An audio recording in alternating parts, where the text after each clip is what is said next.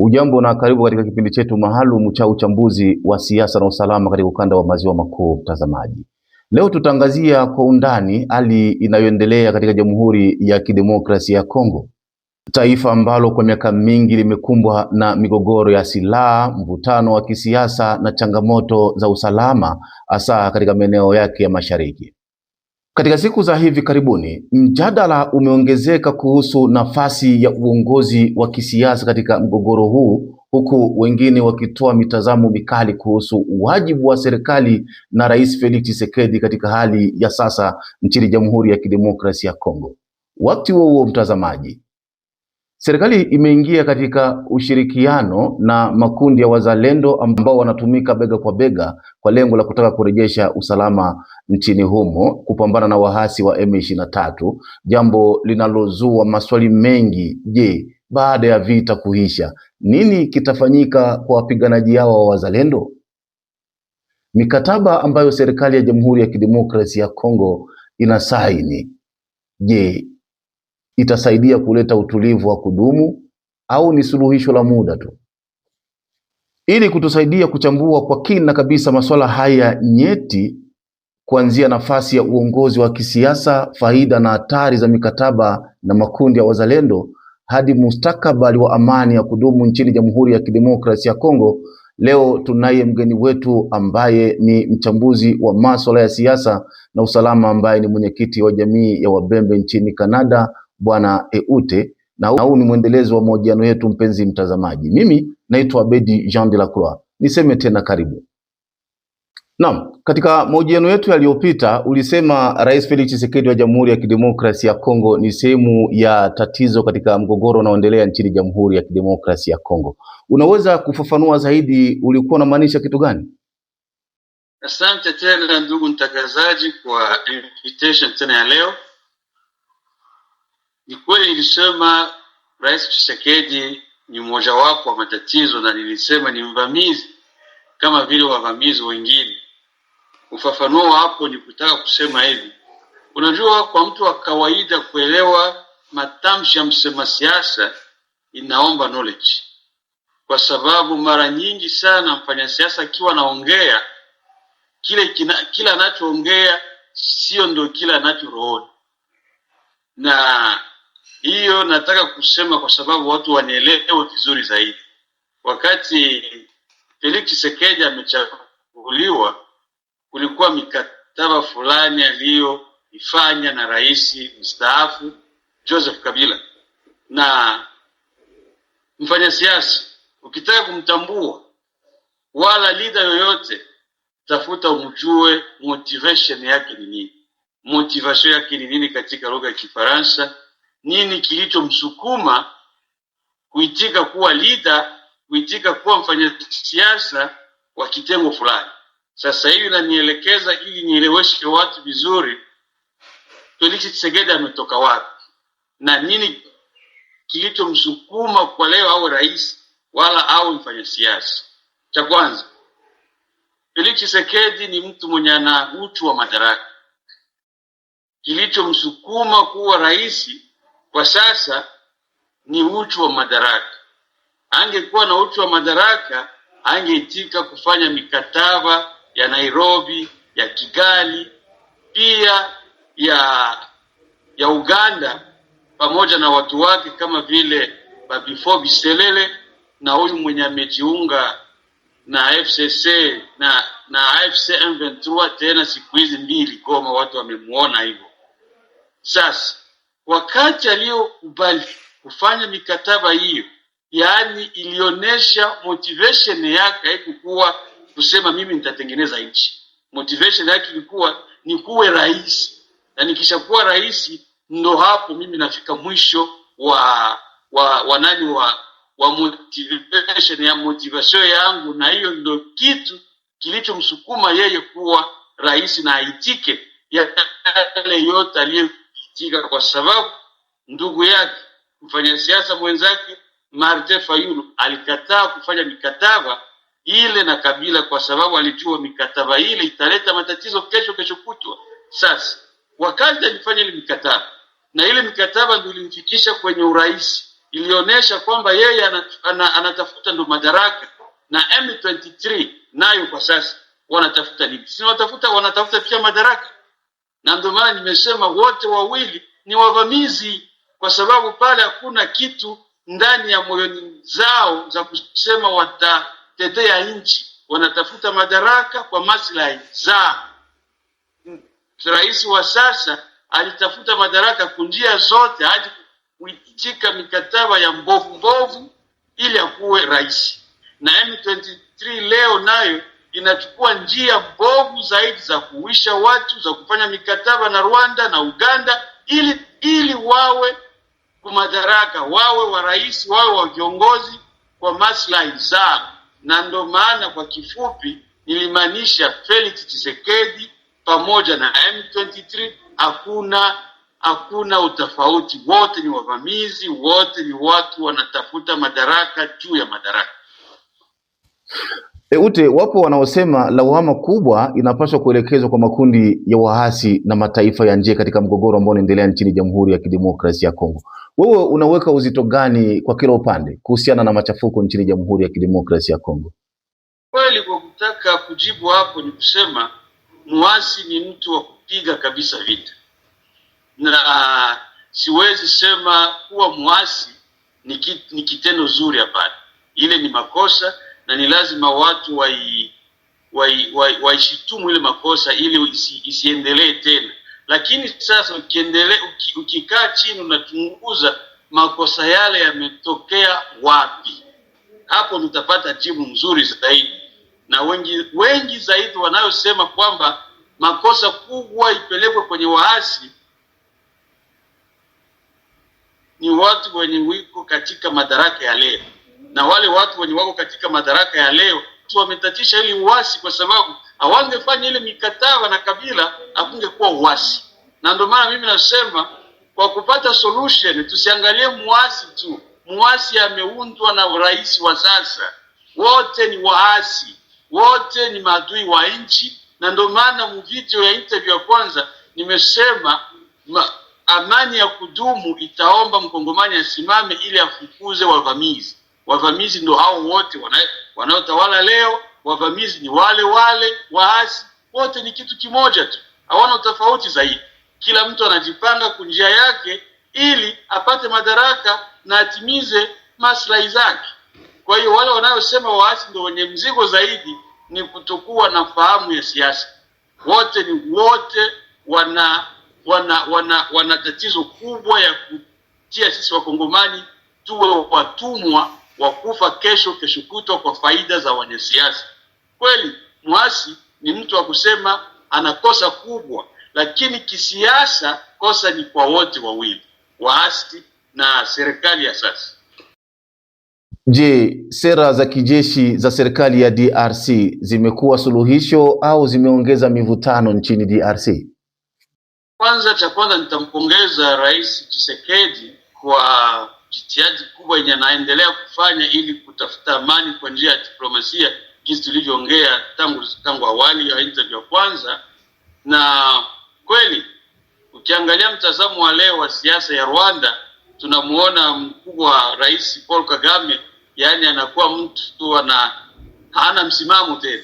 Yani pressure diplomatically iko nyingi sana kwake, na ile yote ni matunda ya kazi ya Rais Tshisekedi. Sasa kwa kufika kwa swali lako sasa, je, yale anayoyafanya sisi tutavuna matunda ya amani ya kudumu? Mimi nasema hapana, kwa sababu ukitaka kutunza nyumba yako hauwezi kupeleka kwa mtu mwingine akuandalie mazingira ya defense, mazingira ya protection, mazingira ya kusema mimi hapa adui akija hapa nategemea jirani atakuja. Jirani ndo nani? Ndo ule Marekani. Ndio maana mimi nasema ile sio njia sahihi ya kupata amani ya kudumu, na ile ndo inaonesha ukubwa wa motivation ya Felix Tshisekedi kuwa rais na kutaka kuendelea kuwa rais. Ni rais wa madaraka juu ya madaraka.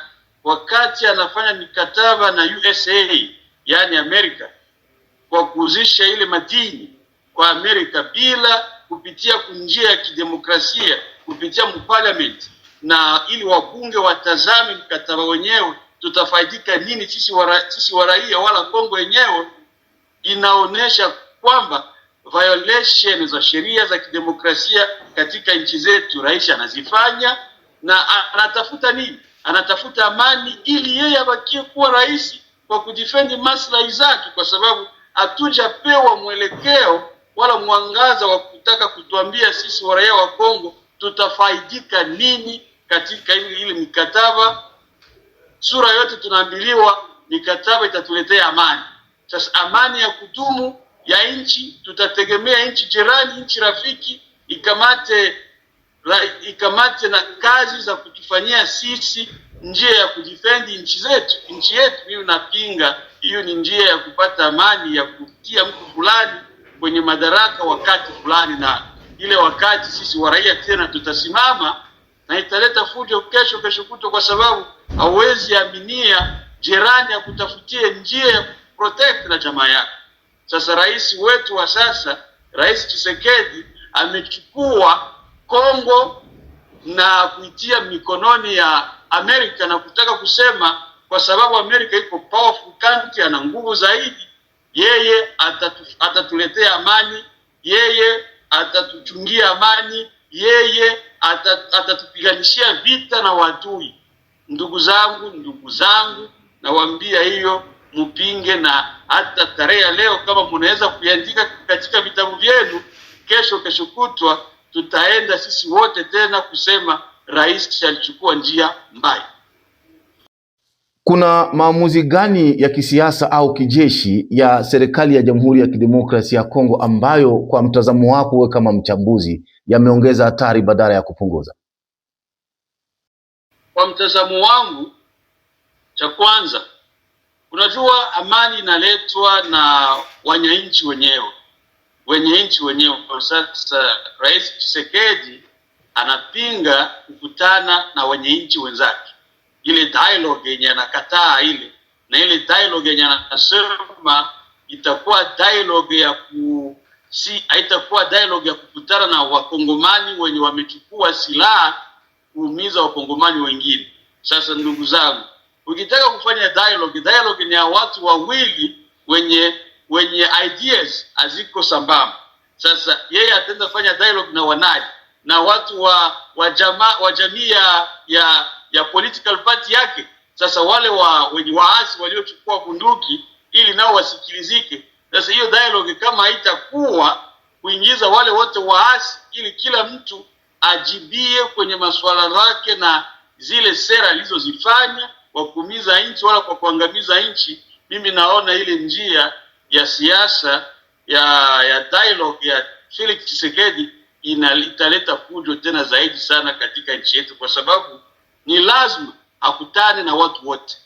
Sasa ule mwenye makosa tutamjua na sheria zitatenda kazi zake. Yes, zichukulie sheria, aache nchi na sheria zake zifanye kazi.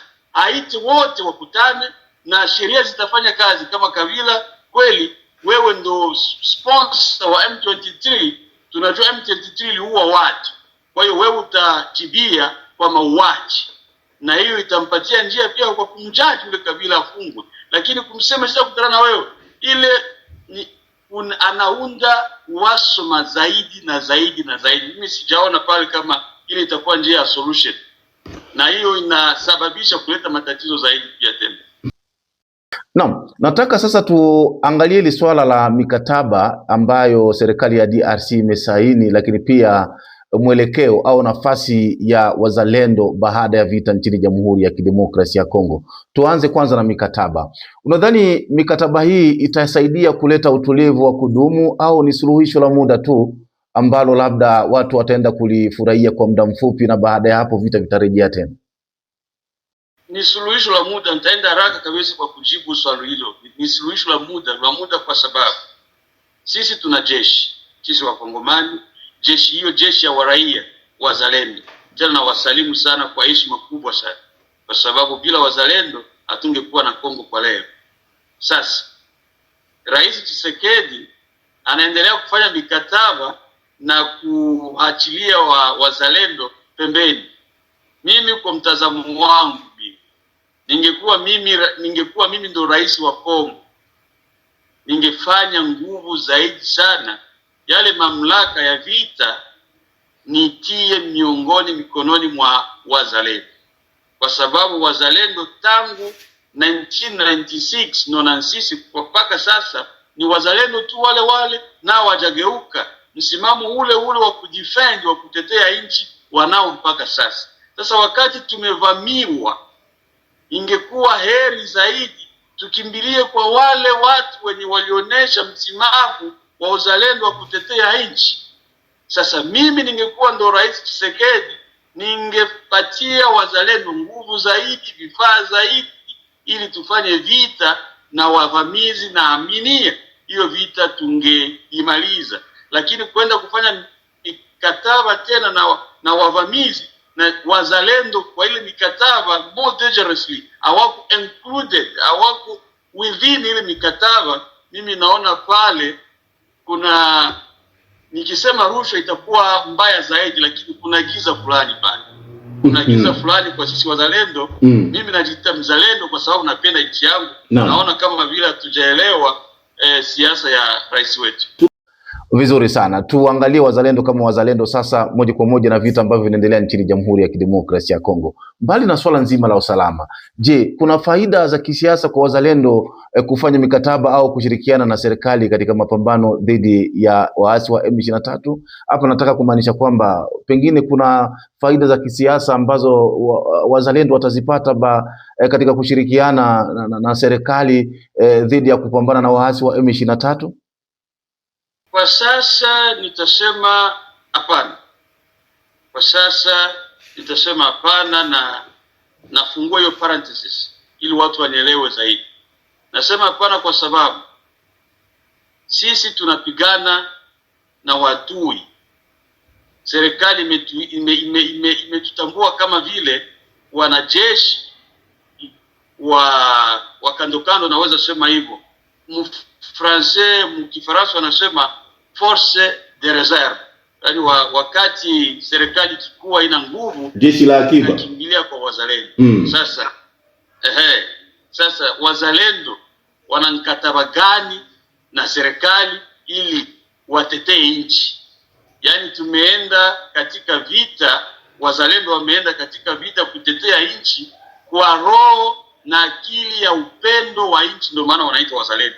Lakini kwa faida ya kupigana pamoja na serikali kisiasa, hapo hakuna faida ya wazalendo, kwa sababu hakuna mkataba mzalendo aliyosaini na serikali wala na wanajeshi. Na ndio maana unakuta kwenye ile line za vita, wanajeshi wa serikali wanaambia wazalendo, nyinyi hamutambuliki kama vile wanajeshi wa serikali. Kwa hiyo nyinyi baki huko, sisi ndio tuna maamuzi yote. Na wakati wanaambiliwa hivyo, inachoma roho, kwa sababu watoto zetu, baba zetu wanakufa kwa ajili ya kutetea nchi. Sasa hiyo yote inaonesha wameingia katika vita ya kutetea nchi, na kisiasa hawakuelewa kwamba siasa haiko mpira unacheza na rafiki yako. Siasa ni mpira unacheza kwa kutetea maslahi ya nchi, na maslahi ya nchi hauwezi tetea bila mkataba. Na ndio maana nasema hakuna faida yoyote kwa kuingia katika hii vita tunavyovifanya pamoja na serikali. Faida ni kwa sisi wa raia, kwa sababu tuna imani bila wazalendo hatunge kuwepo. Lakini kisiasa wazalendo wamepoteza mchezo wa mpira pa. Okay, vizuri sana. Sasa baada ya vita kuisha nchini DRC, nini kitafanyika kwa wapiganaji hao wa wazalendo kwa namna unavyoona? Swali mzuri sana ndugu mtangazaji, na ningependelea wazalendo wanisikie. Wazalendo wenzangu munisikie, na wakongomani pia wanisikie hapa ili wanielewe vizuri. Baada ya vita, kwa mikataba ya leo katika serikali ya Kongo na wavamizi pamoja na United States of America, inasema hivi: zile forces, negative forces, yani force negative zote zitakuwa neutralize. Kwa ngambo ya wavamizi, wazalendo ni force negative, ni force negative. yaani watakuwa neutralize kwa njia ya mkataba. Njia gani sasa? Yaani wataombwa waingie katika serikali, watanyang'anywa mabunduki wanazo na wataingizwa katika serikali.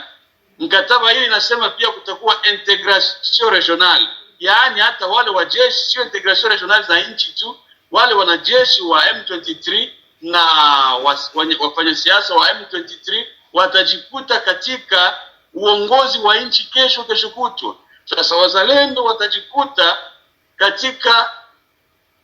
katika uongozi unaotawaliwa Tshisekedi pamoja na wale watu waliopiga vita miaka yote ile, na sisi hatutaingia mule na madaraka, tutaingia mule kama vile wajeshi wa kawaida. Tatizo kubwa sana kwetu hilo, na ule adui tunayomgombanisha kila siku anatujua na nadhani atatuteketeza. Ndio maana nasema maslahi yetu kisiasa, tumecheza mpira vibaya kwa sababu tumeingia bila kuwa na mkataba yoyote.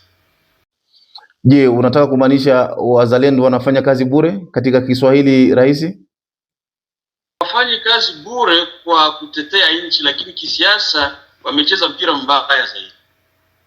Wanafanya kazi kubwa, wanatetea nchi, na bila wazalendo hatungekuwa na Kongo kama vile nchi kwa sasa.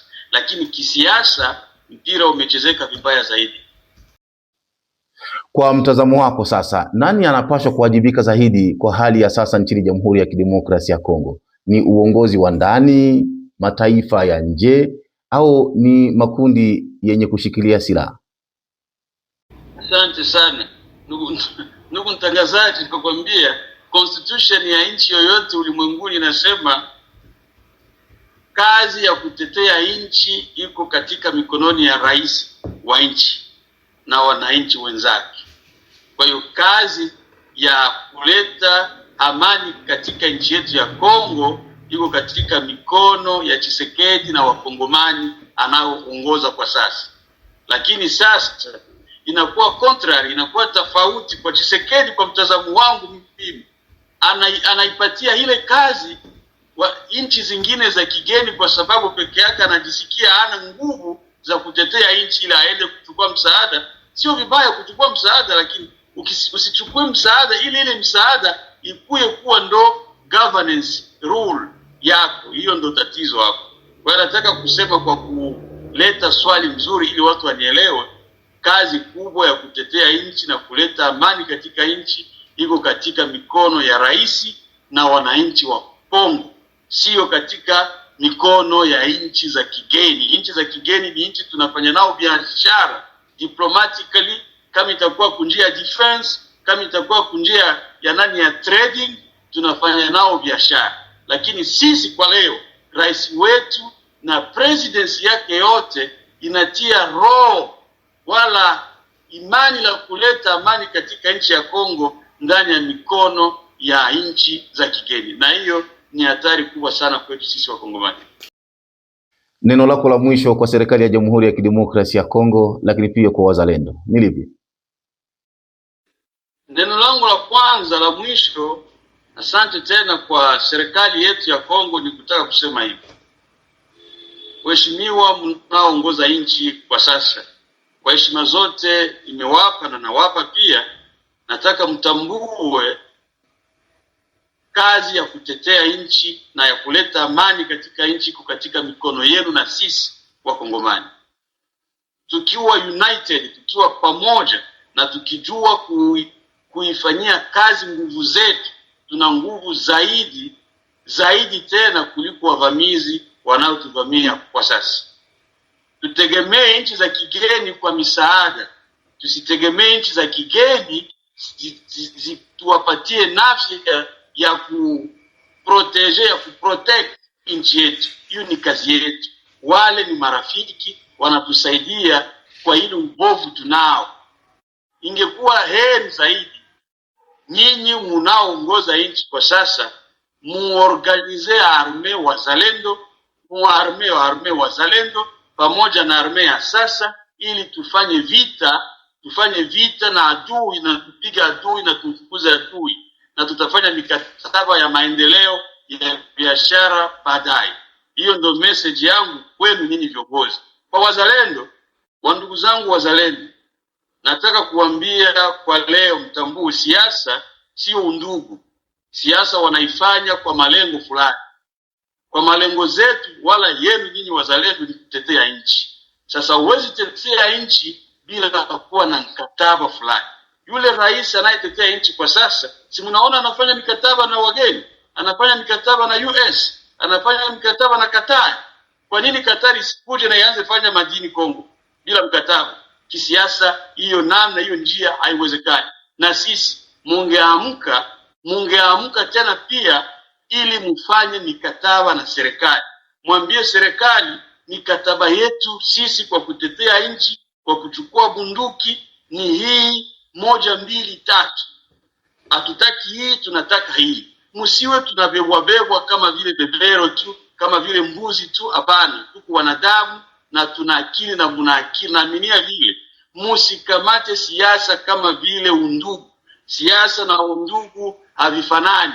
Kweli muna ile roho ya kutetea nchi na ndio maana mnaitwa wazalendo, lakini kisiasa bila mkataba mtajikuta muko katika mtego ya kutetea maslahi ya wanasiasa na nyinyi mtangamia. Message yangu kwenu kwa kusamarai, nawaambia msimame, muwe na uongozi, na hiyo uongozi ifanye mikataba na serikali ya sasa. Muko force de réserve, muko armée nationale, muko une partie ya force de réserve non identifiée na sheria za nchi kwa sasa. Muko ni njia mbovu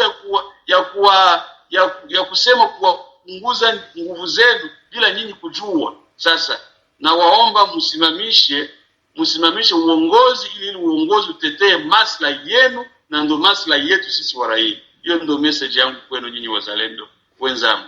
Tena wapongeza tena kwa kazi kubwa mnayoifanya. Ute, mimi ni kushukuru kwa uchambuzi makini kabisa. Asante.